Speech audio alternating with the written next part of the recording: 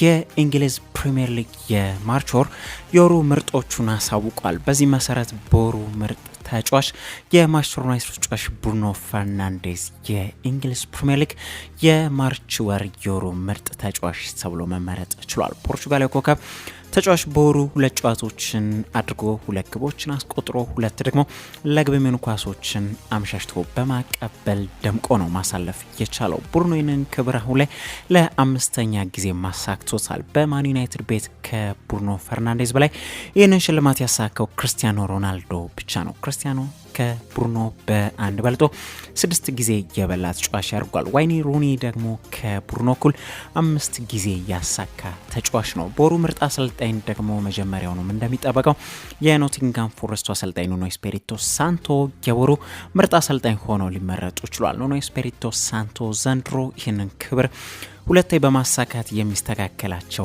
አልነበረም ነበር። አሁን ደግሞ በዚህ ወርም ማሳካታቸውን ተከትሎ ለ3ኛ ጊዜ ዘንድሮ ሊያሸንፉ ችለዋል። በወሩ ምርጥ ግብ የኢፕስዊች ታውን ተጫዋች ካዩስቴ ኖቲንጋም ፎረስት ላይ ከሳጥን ውጪ ጨረቋ ጋር ሆኖ ያስቆጠራት ኳስ የወሩ ምርጥ ግብ ተብላ ልትመረጥ ችላለች። በወሩ ምርጥ ሴቭ ደግሞ የአርሰናሉ ግብ ጠባቂ ዴቪድ ራያ ማንቸስተር ዩናይትዶች ላይ የብሩኖ ፈርናንዴዝን ኳስ በማይታመን መልኩ ከመስመር ላይ ያዳናት ኳስ ልትመረጥ ነው የቻለችው። ወደ ሌላ ጉዳይ እንለፍና የማንቸስተር ተጫዋች ኬቨን ደብሩይነ በዚህ የውድድር ዓመት መጨረሻ ከሲቲዝኖቹ ጋር እንደሚለያይ በይፋ አረጋግጧል። ቤልጂየማዊ ተጫዋች በክረምቱ በነፃ ወኪል ከኢቲሃድ ክለብ ይለቃል ማለት ነው። ደብሩይነ በፕሪሚየር ሊጉ ካየናቸው የምንጊዜ ምርጥ ተጫዋቾች መካከል አንዱ እንደሆነም ግልጽ ጉዳይ ነው። በ2015 ወደ ኢቲሃድ የከተመው ኮከቡ አማካኝ ተጫዋቻውን ከ10 ዓመታት በኋላ ከኢቲሃዱ ክለብ ጋር በክረምቱ እንደሚለቅ አሳውቋል። በማንቸስተር ሲቲ ተጫዋችነት እነዚህ የመጨረሻ ወራቶች ናቸው። ሁሉም ታሪክ ማለቅ ያለው ነገር ግን ይህ ምርጡ ምዕራፍ ነበር። የመጨረሻዎቹን ጊዜያቶች አብረንና ጣጥማቸው ሲል በመልእክቱ መካከልም ኬቨን ደብሩይነ አስሯል። ኬዲቢ የሲዝኖቹ ሆነ የፕሪሚየር ሊጉም የሌጀንድ ሆኖም ነው እንደሚለቅ ጥርጥር የሌለው። ደብሩይነ ከሲዝኖቹ ጋር ያላሳካ ዋንጫ የሌለ ተጫዋችም ነው። ተጫዋቹ በማን ሲቲ ቤት ቆይታው ግን በስሙ ከ400 በላይ ጨዋታዎችን የከወነ ሲሆን 280 የግብ ተሳትፎችንም ማድረግ ችሏል። እንዲሁም 16 ዋንጫዎችን አሳክቷል። 6 ፕሪሚየር ሊግና 1 ቻምፒዮንስ ሊግንም ካሳካው ዋንጫዎች መካከል ይገኙበታል። የ33 ዓመት ተጫዋች አሁን ከሲቲ የሚለቅ በመሆኑም ስሙ አሁን ሐውልት በሲቲ ይሰራለታል ከሚል ጋር እየተያዘም ነው የሚገኘው። ኖቲንጋም ፎረስቶች ባሳለፍነው ማክሰኞ በሜዳቸው ሲቲ ግራውንድ ማንቸስተር ዩናይትድን በጠባብ ውጤት 1-0 በሆነ ውጤት ባሸነፉበት ወሳኝ ጨዋታ ከወሳኝ ተጫዋቾቻቸው መካከል አንዱ የሆነው ተከላካይ ተጫዋች ኦላ አይና በጨዋታው ጉዳት አስተናግዶ ተቀይሮ መውጣቱ ይታወቃል። ኦላ አይና አሁን ያስተናገደው የጡንቻ ጉዳት ተከትሎ ለረጅም ጊዜ ከሜዳ እንደሚርቅ የፎረስቱ አሰልጣኝ ኑኖ ኤስፒሪቶ ሳንቶ ያረጋገጡ ሲሆን እንደሚናፍቁትም አያይዘው ገልጿል። በፕሪሚየር ሊጉ የደረጃ ሰንጠረዥ 3ኛ ደረጃ ላይ ተቀምጠው የሚገኙ ኖቲንጋም ፎረስቶች በነገው ዕለት በዕለተ ቅዳሜ ከሜዳቸው ውጪ ወደ ቪላ ፓርክ አቅንተው አስቶን ቪላን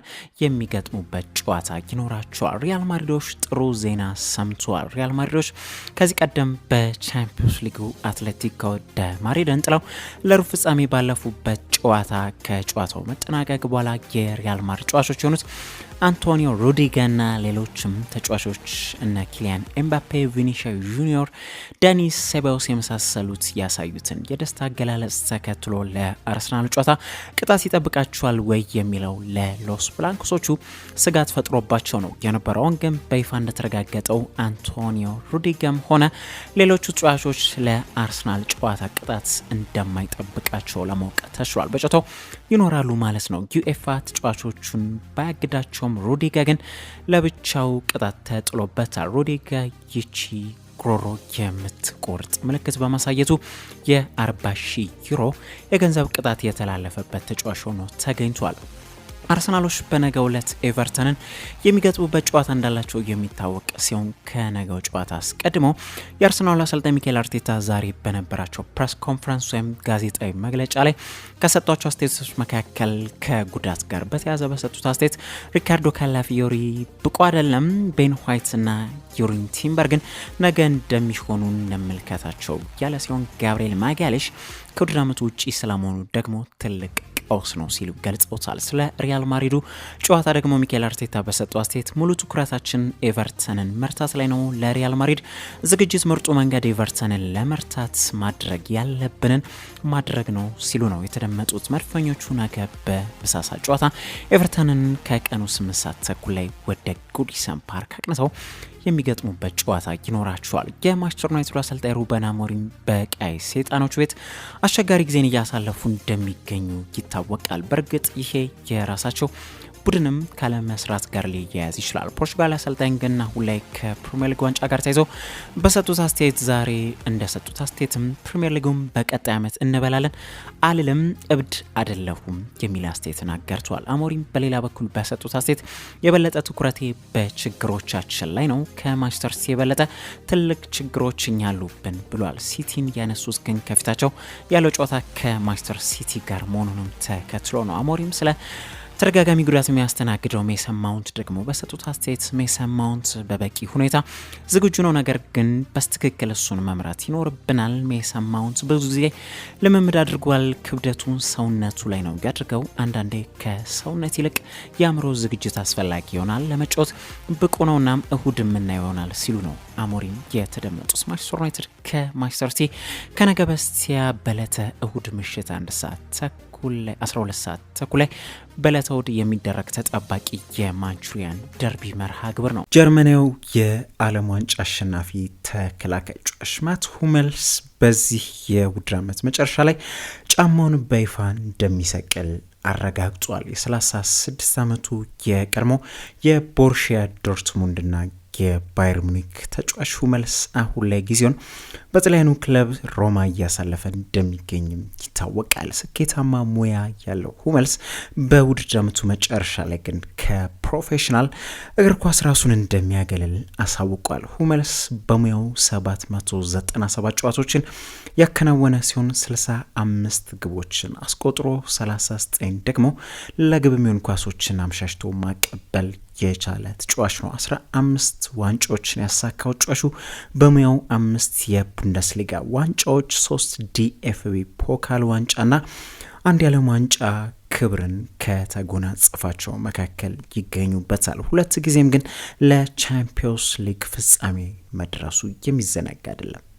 በቅርጫት ኳስ ወይም በባስኬትቦል ዜና የኤንቢኤ ጨዋታዎች መደረጋቸውን ሲቀጥሉ ዛሬ በተደረገ አንድ የተመረጠ ጨዋታም ኤሌ ሌከርሶች ከጎልደን ስቴት ዋሪየርስ ጋር ባገናኘው ተጠባቂ ጨዋታ ዋሪየርሶች ከኮርታቸው ውጪ አቅንተው ኤሌ ሌከርሶችን 123 ለ116 በሆነ ውጤት ማሸነፍ ችሏል። ዋሪየርሶች ዛሬ ሌከርሶችን ከረቱ በኋላም ዘንድሮ ለመጀመሪያ ጊዜ ሌከርሶችን ሊረቷቸው ችሏል። ዘንድሮ ሁለቱ ቡድኖች 4 ጊዜ የተገናኙ ቡድንም ናቸው። በጨዋታው የዋሪየርሱ ኮከብ ተጫዋች የሆነው ስቴፈን ካሪ ባለፈው 52 ነጥቦችን ካስቆጠረ በኋላ ዛሬም የጨዋታውን ከፍተኛ ነጥብ በማስቆጠር 37 ነጥቦችን አስቆጥሮ ሊደምቅ ችሏል። እንዲሁም 6 አሲስቶችን ያደረገ ሲሆን 4 ጊዜ ደግሞ 3 ነጥቦችን አስገኝቶ ነው የነበረው። የሌከርሱ ሌጀንደር ተጫዋች ሆኖ ሊብሮን ጄምስም ግን እንዲሁ ሌላኛው የደመቀ ተጫዋች ሲሆን 33 ነጥቦችን አስቆጥሮ 5 ጊዜ 3 ነጥቦችን አስገኝቶ 9 ደግሞ